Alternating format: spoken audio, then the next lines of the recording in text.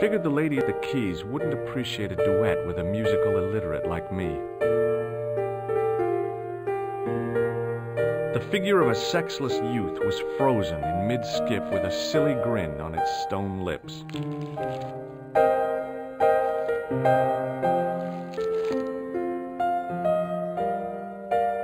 Excuse me, didn't I see your picture in the news? You're that Nobel Prize winner from some unpronounceable Eastern European state. Yes, that is me, in person. I don't want to worry you, but have you had any threats on your life? You know, mysterious phone calls, letters made up of headlines cut from the newspaper. I don't know what you're talking about.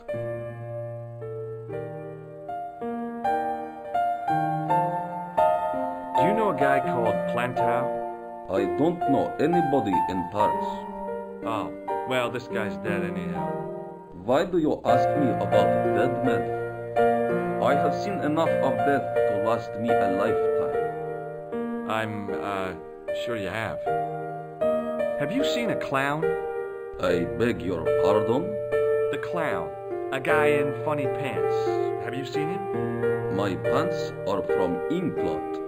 Marks and Spencer. They are a pleasure and a comfort to wear with much support. I'm real glad to hear that. You know, it's good to know you Nobel Prize winners are human too. In my country, the people make do with string and egg cartoons. For pants?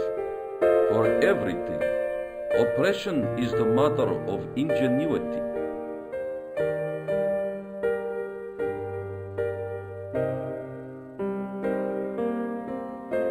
What does this clown's nose suggest to you? In my country, we have no use for clowns. I'm glad to hear it. They were dealt with most severely in the last cultural cleansing. What about the mimes? Did you get them too? All gone. Our streets are mime-free. Sounds like heaven. Do you recognize this man? He calls himself Khan. Yes, I know this man. Why do you carry his photograph? I'm a private detective.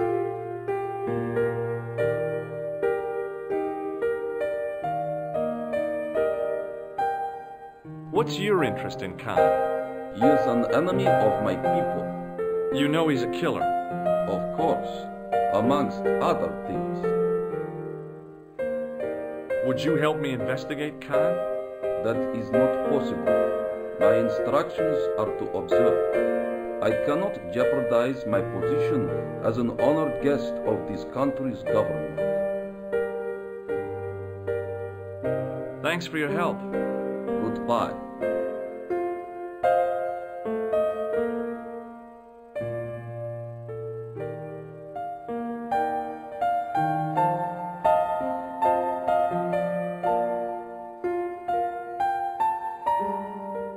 It was the register of guests staying at the hotel.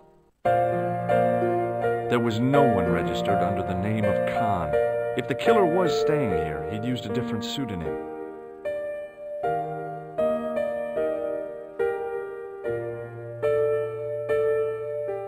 Hanging from a brass hook was a key and a plastic tag.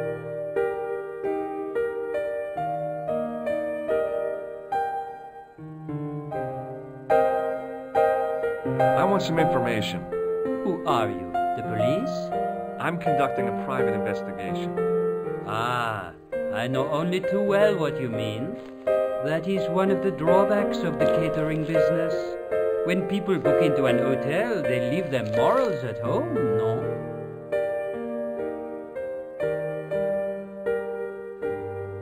I'd like to retrieve something from your safe. Ah, oui, monsieur. May I see some form of identification? Like what? A driving license, perhaps? I don't drive. Your passport? I don't have it with me. I could show you my operation scar. I'm sorry, monsieur. I must have some form of unique ID. You won't find a more unique ID than my scar.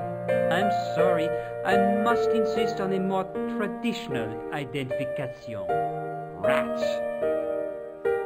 About the key hanging on the hook over there. Oui, monsieur. Which room is it for? Number 21. Is that room taken? No. The guests checked out this morning. I'd like to check into room 21. That is not possible. How come? You said it was vacant. It is reserved for another guest. Rats. No, monsieur. Dutch.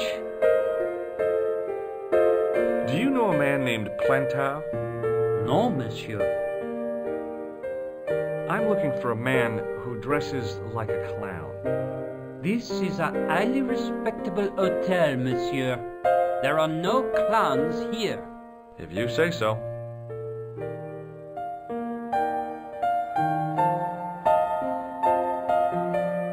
Do you recognize the man in this photograph? Yes, monsieur. That man is one of our guests. What name? I cannot tell you that. Can you tell me which room the man in the photograph is taken? Oh, no, monsieur. That information is confidential. Would it make a difference if I told you the guy in the photo was a murderer? We are accustomed to catering for celebrities, monsieur. Movie stars, politicians, royalty, sporting personalities, they all stay here. What do you make of this tool? Stunning, monsieur. I bet you handle it like a professional.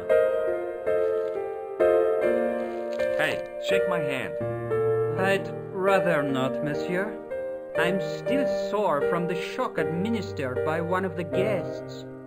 He was secretly concealing an electrical device in the palm of his hand. Practical jokes are so puerile, don't you think? Oh, yeah, sure. What do you make of this tissue? Do you wish me to dispose of it for you, monsieur? Hey, no! It could be useful. I'm holding on to this.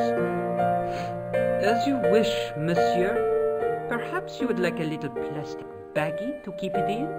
Nah, it's fine the way it is.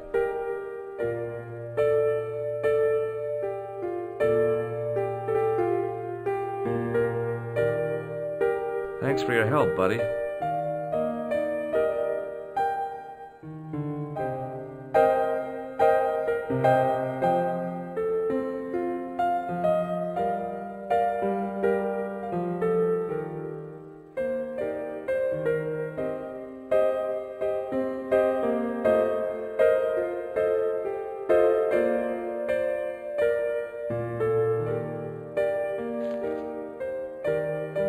Hi, ma'am.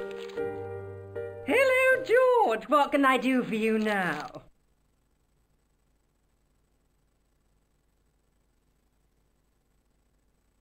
Would you distract the clerk while I borrow a key? Are you asking me to aid you in a criminal act, darling? Oh, no. It's the key to an empty room. And why, may I ask, do you wish to gain access to an empty room? Do you plan to squat? No, ma'am. Scouts honor? I was never in the Boy Scouts, ma'am. Oh, you should have been. What were your parents thinking of? It's a fine way for a boy to get licked into shape. Now tell me, why do you want to get into that room? I'm hoping it's the key to Merlin's room. Well, how can I refuse? I shouldn't think my feminine charms would be much use in this case, but a good dose of English arrogance might do the trick.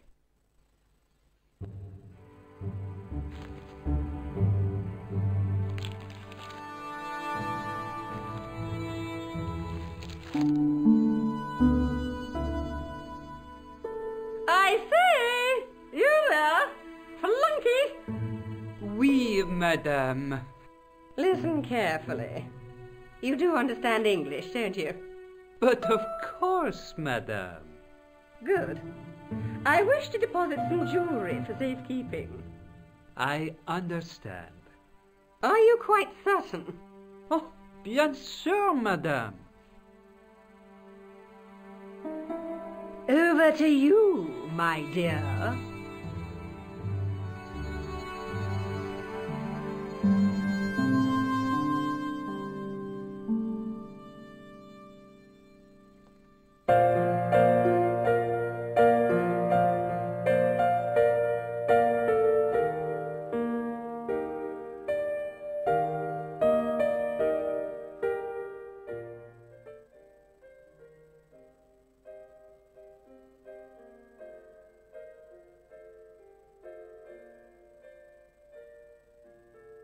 The sign on the door read 22.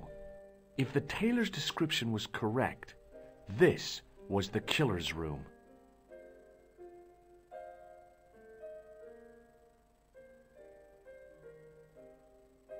The sign on the door read 21.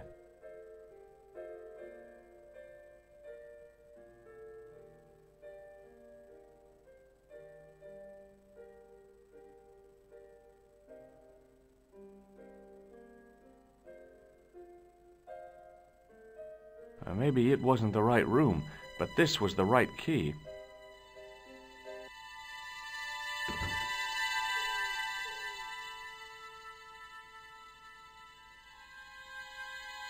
It was a massive mahogany wardrobe.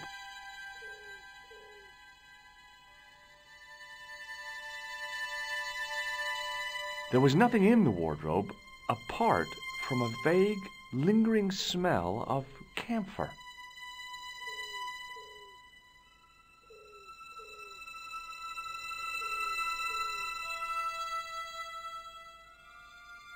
A cabinet stood beside the bed.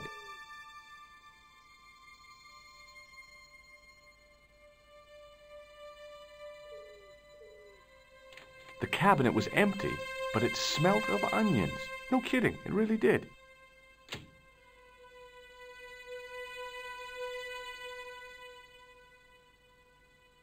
The window looked out over a narrow alley surrounded by high walls.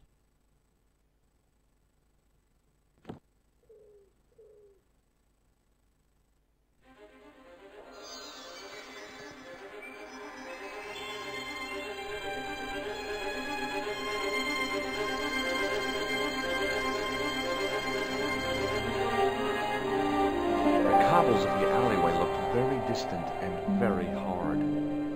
If I wanted my shins sticking out of my shoulders, I could have jumped. Mama Stobart didn't raise no suicidal fools, though.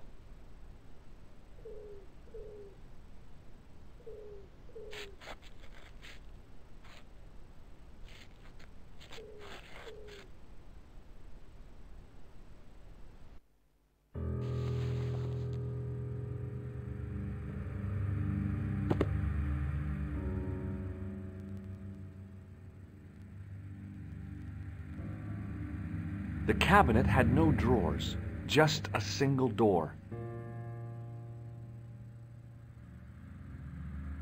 The assassin had been too smart to leave incriminating evidence beside his bed.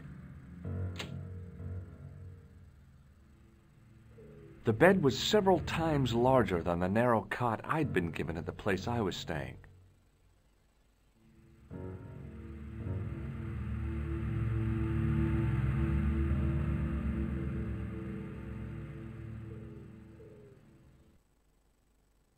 The bed was freshly made, and the crisp white sheets told me nothing about the killer's habits. The closet was a solid, impressive piece of antique furniture.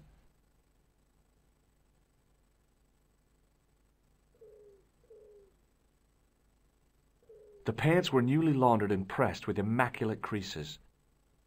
There was nothing in the pockets of the pants.